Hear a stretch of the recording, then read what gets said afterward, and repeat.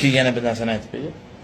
Bizda erkaklarda ko'pchilik er rozi, xotin kishi erini rozi qilish kerak deyaveradi-yu. To'g'ri. Er rozi, Xudo rozi deydi. Lekin xotin ham rozi bo'lish kerak. O'ylamang, akalar, ukalar, faqat men rozi bo'lsam bo'lar ekanman. Yo'q, u ham rozi bo'lish kerak. U ham majburligidan yashamasin siz bilan. Uni ham roziligi kerak. Siz rozi bo'lsangiz hamma yo'q vit bo'ladi-yu, u ham odam. Uni ham haq-huquqlari bor. U mol emas u.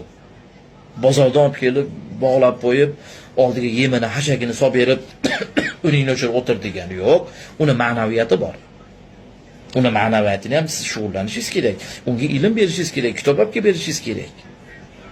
U xaladenlikni hammasini to'ldirib qo'yib, mashinadan qilib qo'yib, pulni bana tashab qo'yapti-da, nima baqiryapsan, hamma yo'q yetarliku yo'q.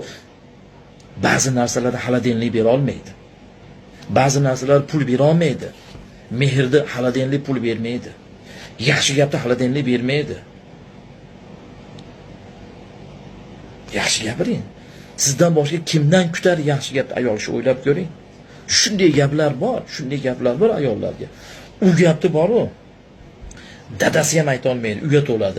Akasi ham ayta olmaydi, uyat bo'ladi. O'g'li ham, ukasi ham ayta olmaydi. Amakilari ham aytib bo'lmaydi u gapni. Erkalashdi, kompliment. Uni faqat siz aytasiz. Erkak kishidan, eridan eshitadi. Bitta shu gapni dunyo bo'yicha faqat sizdan eshitadi, xolos, boshqa odamdan eshitmaydi. Shuni ham bermaysizmi?